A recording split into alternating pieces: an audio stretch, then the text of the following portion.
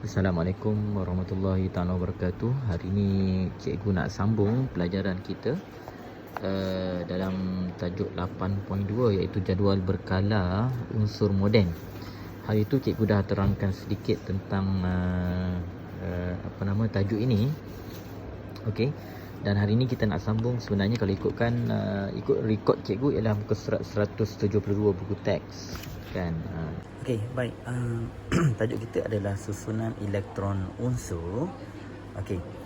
Di sini kita tengok kita telah ketahui bahawa setiap unsur dalam jadual berkala unsur moden, iaitu kalau kita tengok inilah dia jadual berkala. Okey. Yang mana unsur ini mempunyai nombor protonnya yang tersendiri. Okey. Ia tidak sama Contohnya oksigen ada 8 nombor proton dan magnesium ialah 12. Baik.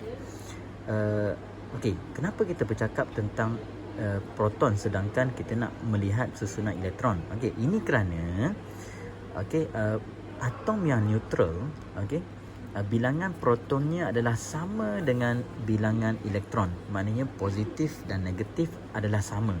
Okey. Jadi oleh itu kita boleh rujuk kepada nombor protonnya. Bagaimana elektron kita susun di sekeliling nukleus? Kerana elektron itu dia akan bebas dia berpusing-pusing di sekeliling nukleus ini. Ini nukleus. Kita nak tengok macam mana nak susun. Elektron ini disusun dengan petala elektron, nama dia. Elektron akan memenuhi petala terdekat dengan nukleus terlebih dahulu. Maknanya kita isi petala ini. Ini namanya petala tempat ni petala. Okey. Ini petala pertama, ini petala kedua, ini petala ketiga. Maafkan saya, tak nampak Sekejap. Okey. Ini petala pertama, ini nukleus, petala pertama, petala kedua dan petala ketiga. Okey. So, kita penuhkan dahulu petala yang pertama, tetapi bilangannya untuk yang pertama ialah 2. Maksimum dia adalah 2. Kemudian petala kedua ialah 8. Petala ketiga tu kita boleh isi dengan jumlah yang seterusnya lah. Namun awak kena ingat bagi atom-atom dengan nombor proton 1 hingga 20, maknanya bawah 20 lah, 2 elektron diisi dengan dalam petala pertama, 2, lepas tu 8 elektron dalam petala kedua, 8 elektron dalam petala ketiga, dan seterusnya adalah 2 lah, baru cukup 20 kan. 2 lagi di petala keempat. Itu sekiranya nombor atomnya adalah 1 hingga 20. Okey. Seterusnya ialah kita nak melihat bagaimana pembentukan ion positif dan ion negatif. Okey. Mula-mula kita kena tahu bahawa kebanyakan atom mempunyai susunan elektron yang tidak stabil. Maka atom ini cenderung untuk membentuk susunan elektron yang stabil.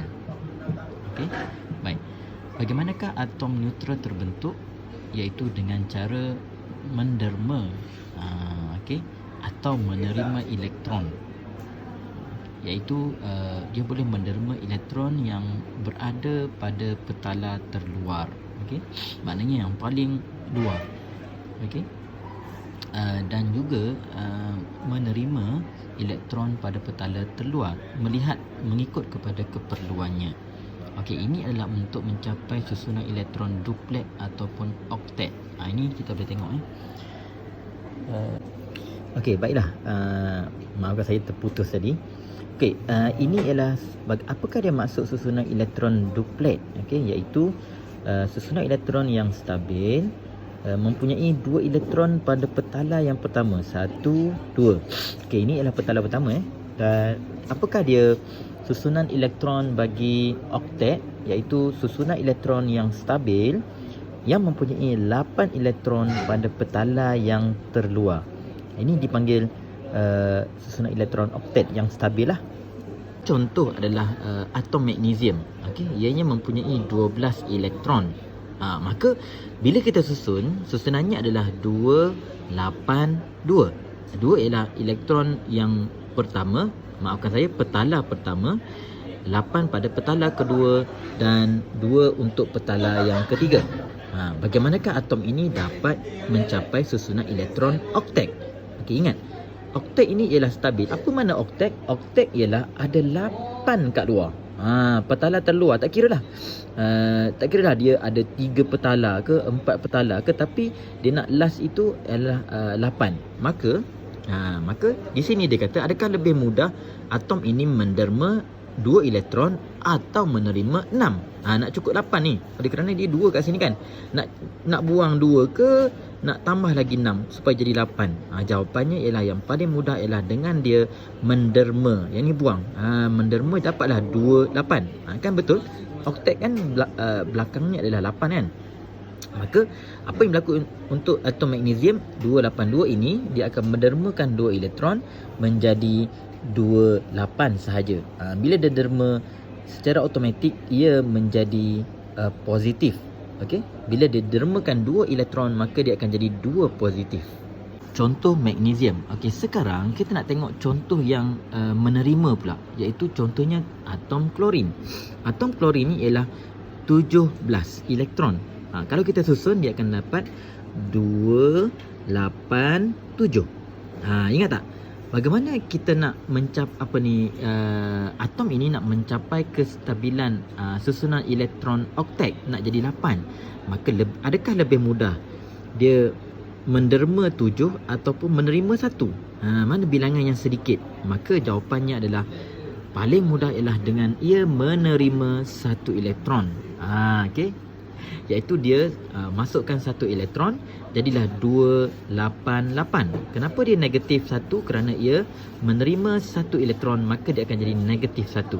Nampak tak? 8 kat belakang ini dipanggil oktet. Ya.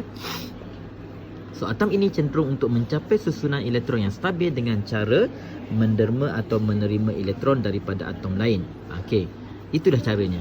Ada 2 cara, sama ada ia derma ataupun ia terima, bergantung kepada bilangan elektron yang ada. Perbandingan